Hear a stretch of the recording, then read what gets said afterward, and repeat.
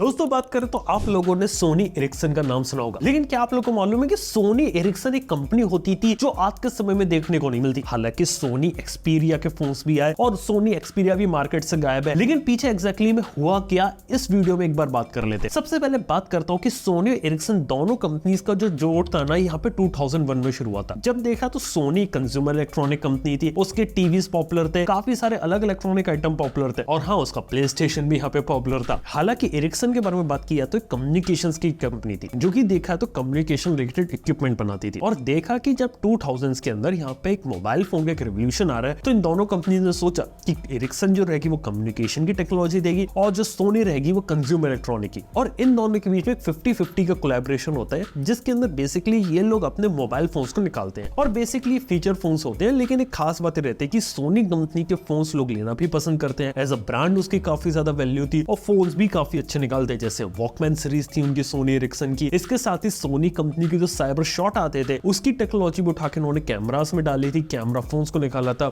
और काफी ज्यादा इनोवेटिव काफी सारी नई चीजें लोग कर रहे थे और सिम्बियन ओएस के साथ भी लोग काम कर रहे थे। यहाँ तक कि 2008 तक यानी कि आईफोन के लॉन्च के बाद भी इस कंपनी के पास 9% का मार्केट शेयर था, क्योंकि ये कंपनी वाकई में बहुत अच्छा कर रही थी और इसके प्रोडक्ट्स लोगों को पसंद भी आ रहे थे। यानी कि प्रीमियम थी, महंगे थे, लेकिन अंदर जो क्वालिटी मिल रही थी वो काफी अच्छी थी। यहाँ तक कि नोकिया, सैमसंग जैसी कंपनी से कंपटीशन मिल रहा था। लेकिन एक बात आती है कि जब स्मार्टफोन वाला रिवॉल्यूशन आता है ना तो सोनी एरिक्सन के साथ कुछ दिक्कतें शुरू होती है। सबसे पहले तो 2007 में आईफोन आता है और उसके बाद सारी कंपनीज जो रहती है वो touch screen based mobile phones बनाने में लग जाती है और एंड्रॉइड के साथ ये लोग रास्ता अपनाते हैं। लेकिन बात है कि सोनी कंपनी यहाँ पे एंड्रॉइड का रास्ता पकड़ने में काफी ज्यादा डिले हो जाती है। बेसिकली सोनी काफी ज्यादा पुरानी सोच की थी और काफी धीरे धीरे यहाँ पे काम कर रही थी और मार्केट जिस तेजी से चेंज हो रहा था ना उस तेजी से लोग अडेप्ट नहीं कर पाए। मार्केट में नई नई कंपनीज ओपन हो रही थी, नए नए प्लेयर्स आ रहे थे, कंज्यूमर रिक्वायरमेंट थी वो बदल रही थी, वो चीज सोनी कंपनी यहाँ पे पहचान नहीं पाई और इस वजह से सोनी और एरिक्सन देखा है तो दोनों ने अपने अपने रास्ते पकड़े। सोनी ने क्या किया कि सोनी एरिक्सन में से जो 50% पार्टनरशिप थी 2011 में पूरी अपने अंडर ले ली और बोला कि एरिक्सन कंपनी आप जाओ, एरिक्सन अपना एक अलग काम करेगी। इसलिए आज के समय में एरिक्सन जैसी कंपनी जिंदा है, लेकिन मोबाइल फोन स्पेस में नहीं, कम्युनिकेशन स्पेस में। इवन जो 5G इक्विपमेंट जो यहाँ पे यूज की जाते एयरटेल के 5G टावर्स पे वो भी एरिक्सन बनाती है। तो एरिक्सन देखा जाए तो काफी अच्छी कंपनी कर रही है, टेलीकम्युनिकेशन वाले डिपार्टमेंट में बहुत अच्छा कर रही है। सेम कहानी नोकिया के साथ भी थी। नोकिया जो ओरिजिनल नोकिया है ना वो आज भी टेलीकम्युनिकेशन स्पेस में बहुत अच्छा काम कर रही है। ये लोगों को वहां पे बहुत अच्छी सक्सेस मिली। लेकिन बात की जाए तो स्मार्टफोन वाला रास्ता जो सोनी ने यहाँ पे पकड़ा था ना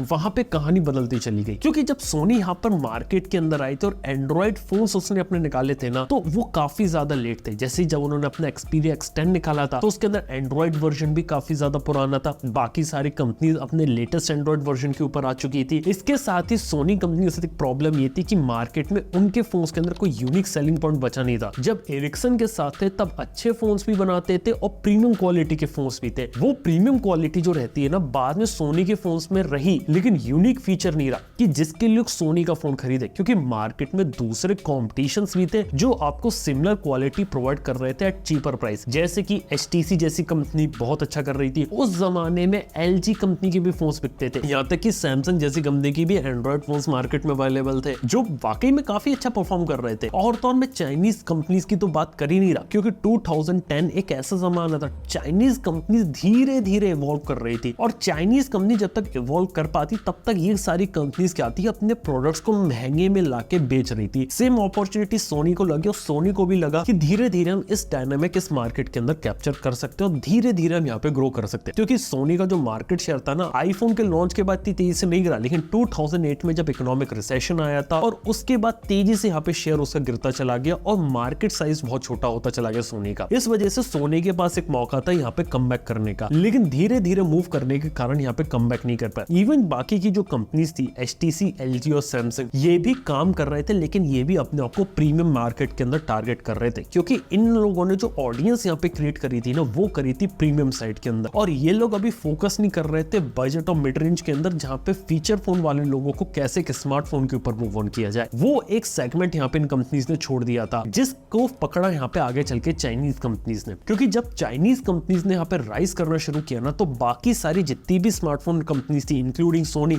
उसके भी खात्मे का एक रीजन यहाँ पर ये बना। यहाँ पे चाइनीज कंपनीज के आने के बाद क्या हुआ, मार्केट की डायनामिक्स बदली। ऐसा नहीं हुआ कि चाइनीज चाइनीज कंपनी एकदम से आ गई। चाइनीज कंपनीज धीरे धीरे आती रही, काफी अच्छी क्वालिटी के प्रोडक्ट्स निकाले, लेकिन उनके अंदर अफोर्डेबिलिटी वाला फैक्टर था। उनकी जो एंट्री लेवल प्राइस पॉइंट वो इतना कम था कि कोई भी इंसान जो फीचर फोन लेता वो स्मार्टफोन के ऊपर जा पा रहा था। जबकि जो सोनी जैसी कंपनी थी वो अपने को प्रीमियम में यहाँ पे रख रही थी। अगर वो प्रीमियम वाली स्ट्रेटेजी को फॉलो ना करते और बाकी कंपनी जैसे डिसीजन लेते तो शायद आगे चल के सर्वाइव कर सकते थे। जैसे की बात करें, सैमसंग ने तुरंत डिसीजन लिया कि आज से हम भी अफोर्डेबल फोन्स बनाएंगे। उन लोगों ने भी अफोर्डेबल और सस्ते में फोन्स बनाना शुरू कर दिए और आज के समय में भी जो मेजॉरिटी सैमसंग फोन्स बेचती है वो अफोर्डेबल बजट फोन्स होते हैं, ए सीरीज के फोन्स होते हैं ग्लोबली। ऐसा नहीं होता कि जो अपना S24 अल्ट्रा है वो यहाँ बेचती है, ऐसा सैमसंग नहीं करती। यही गलती LG ने भी करी, यही गलती HTC ने करी। LG बहुत ज्यादा इनोवेटिव हो रही थी, HTC कंपनी भी प्रीमियम पर फोकस कर रही थी। यही इसके खात्मे का एक रीजन था। सोनी कंपनी को लगा कि अभी भी हम यूनिक टेक्नोलॉजी के साथ आगे बढ़ सकते हैं, तो उन्होंने वो चीज कंटिन्यू रखी और नए से नई टेक्नोलॉजीज को इंट्रोड्यूस किया। जैसे कि कैमरा टेक्नोलॉजी को यहाँ पे इंप्रूव किया, नए लेंसेज के साथ, सेंसर्स के साथ उन्होंने काम किया। यहाँ तक कि दुनिया का पहला 4K डिस्प्ले वाला फोन उन्होंने इंट्रोड्यूस किया और भी काफी सारी सोनी ट्राई कर रही थी सारी चीजें।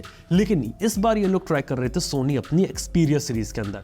एक्सपीरिया सीरीज को अपने यूनिकनेस और प्रीमियम प्राइस पॉइंट के कारण कुछ सक्सेस मिली, लेकिन फिर भी मार्केट में इतना बड़ा इंपैक्ट क्रिएट नहीं कर पाया जितना बड़ा उसको जरूरत थी, क्योंकि चाइनीज कंपनी के आने के बाद मार्केट यहाँ पे बदल गया। और हुआ क्या कि जो सोनी कंपनी थी ना, सोनी एक्सपीरिया, वो आगे चल के इतना ज्यादा सक्सेसफुल नहीं हो पाई और धीरे धीरे उसको जो अपने ऑपरेशंस थे ना वो कम करने पड़े। आज के समय बात करें तो इंडिया में सोनी एक्सपीरिया का नामो निशान नहीं है और ना ही ऐसा लगता है वो कभी आएगा, क्योंकि सोनी एक्सपीरिया एक ऐसी चीज है जो यहाँ पे आपको आज के समय में जापानीज मार्केट और यूरोपियन मार्केट को कैटर करती है, क्योंकि वहां पर जो लोग हैं वो ज्यादा से ज्यादा पैसा सोनी के प्रोडक्ट्स के लिए दे सकते हैं। इसके साथ ही सोनी ने ये फोकस किया कि अब से हम काम करेंगे यहाँ पे अपने प्रीमियम टेक्नोलॉजी के साथ और अपना जो इकोसिस्टम बनाया है क्रिएटर्स के लिए उस पे फोकस करेंगे।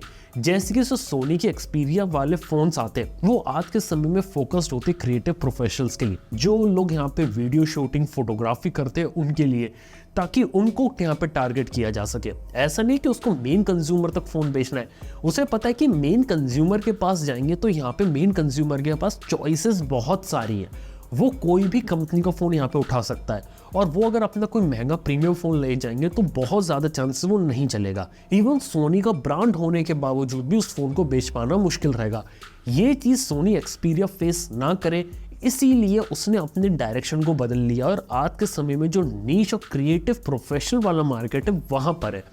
अगर वो इस क्रिएटिव प्रोफेशनल मार्केट को अच्छे तरीके से पकड़ रखे तो उसके लिए सक्सेसफुल हो सकता है, क्योंकि सोनी के अल्फा सीरीज के कैमरास बहुत पॉपुलर है, उसके साथ वो इंटीग्रेट करे पूरा इकोसिस्टम बना रहे हैं, तो उस केस में जो सोनी है वो यहाँ पे चल सकती है। लेकिन बाकी केसेस में सोनी का यहाँ पे चल पाना थोड़ा सा ज़्यादा मुश्किल है। इवन बात करें तो सोनी का आज के समय में कोई प्लान नहीं कि इंडिया के स्मार्टफोन मार्केट में आने का या फिर ग्लोबल यहाँ पे राज करने का, क्योंकि उन्हें पता है कि स्मार्टफोन वाली जो रेस थी उसमें वो काफ़ी ज़्यादा पीछे छूट चुके हैं और वो जो फोन्स आज के समय बना रहे हैं उनकी कीमत बहुत ज़्यादा है, मतलब $1000 $1500 के ऊपर निकल जाते हैं उसके फ़ोन। यानी कि अगर सोनी कंपनी का फ़ोन अगर इंडिया में आ भी गया तो भी उसकी कीमत 1 लाख रुपए के ऊपर होगी, और इतना महंगा फ़ोन सोनी के लिए लोग शायद ही इतना ज़्यादा स्पेंड करना पसंद करेंगे। हालांकि सोनी सिर्फ स्मार्टफोन मार्केट में इसलिए टिकी हुई है क्योंकि वो आज भी कंज्यूमर इलेक्ट्रॉनिक कंपनी है।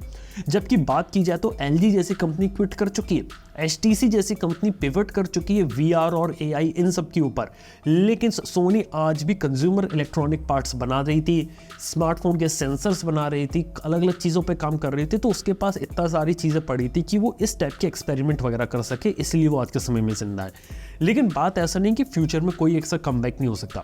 इस स्मार्टफोन्स के अलावा अगर चीज़ नई अगर आती है मार्केट में तो वो लोग यहाँ पे सर्वाइव कर सकते हैं।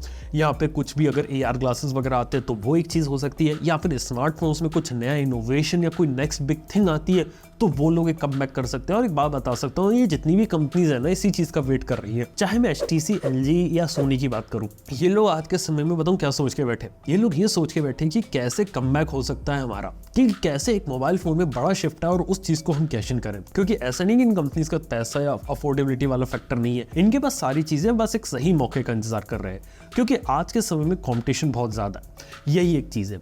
और अच्छी बात रही सोनी कंपनी के साथ कि उसने कभी भी स्मार्टफोन के ऊपर इतना ज़्यादा रिलाई नहीं किया। स्मार्टफोन की सेल्स एक जमाने में अच्छी थी, लेकिन इसका मतलब नहीं कि स्मार्टफोन्स की ही अच्छी थी, इसके साथ उसके टीवीज और कैमरास बाकी सारे प्रोडक्ट्स भी यहाँ पे चल रहे थे। लेकिन अब देखने वाली बात यह है कि आने वाले फ्यूचर के अंदर सोनी का इवोल्यूशन कैसा रहता है और सोनी एक्सपीरिया के अंदर क्या नई चीजें देखने को मिलती है।